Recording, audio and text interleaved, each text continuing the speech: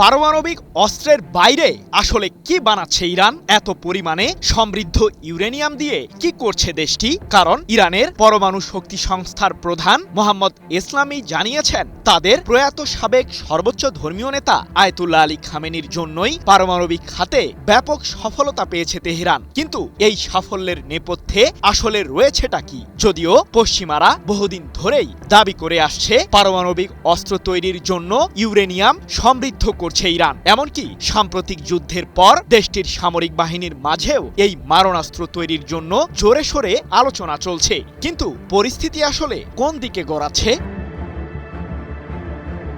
যুক্তরাষ্ট্র ও ইসরায়েলের মতো শত্রুদের বারবার আগ্রাসনের মুখেও ঘুরে দাঁড়িয়েছে ইরান। কোনো মতেই ইহুদিবাদীদের সামনে মাথা নত করেনি তেহরান। সাম্প্রতিক যুদ্ধের মাধ্যমে ইরান জানিয়ে দিয়েছে, সঠিক কৌশল জানা থাকলে যে কোনো লড়াইয়ে বিজয় অর্জন করা সম্ভব। অথচ ইতিহাসের অন্যতম বৃহৎ সামরিক অস্ত্রের সমাবেশ সম্প্রতি মধ্যপ্রাচ্যে ঘটিয়েছিল যুক্তরাষ্ট্র, কিন্তু তাতেও নিজেদের লক্ষ্য অর্জন করতে পারেনি মার্কিন প্রশাসন।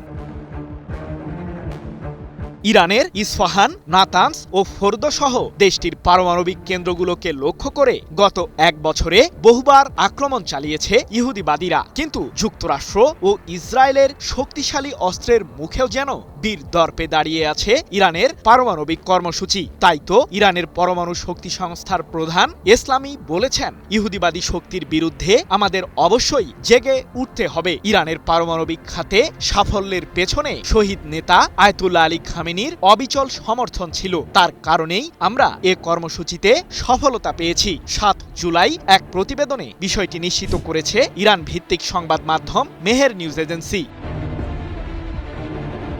জাতিসংঘের পরমাণু পর্যবেক্ষক সংস্থা IAEA এর দাবি, ইরানের কাছে রয়েছে 60%-এরও বেশি মাত্রার সমৃদ্ধ ইউরেনিয়াম, যা 90% মাত্রায় উন্নীত করলে দেশটি কমপক্ষে 10টি পারমাণবিক অস্ত্র তৈরি করতে পারবে। যদিও বর্তমানে ইরানের পারমাণবিক কার্যক্রমে আন্তর্জাতিক এই সংস্থাটির প্রবেশে নিষেধাজ্ঞা থাকায় এখন ঠিক কি অবস্থায় রয়েছে দেশটির এই কর্মসূচি সে বিষয়ে নিশ্চিত করে কিছুই বলতে পারছে না IAEA।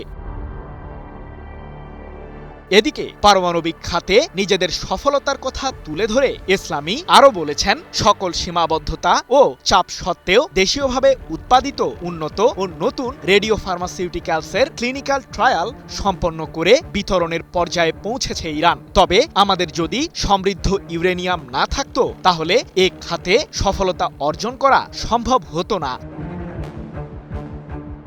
কিন্তু ইরানের পারমাণবিক অস্ত্র তৈরি করাকে ঘিরে পশ্চিমাদের দাবির আসলে মূল ভিত্তিটা কি? আমাদের উঠে দাঁড়াতে হবে। স্পিড, সকল অন্যায়ের বিরুদ্ধে রুখে দাঁড়ানোর এনার্জি পার্টনার।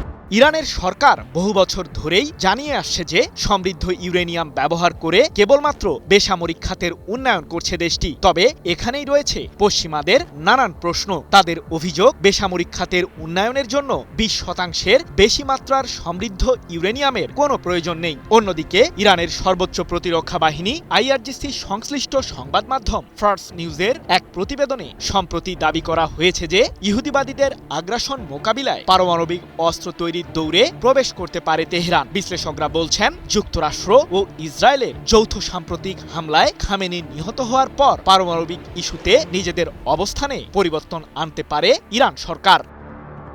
সৃজন মাহমুদ, নিউজ 24।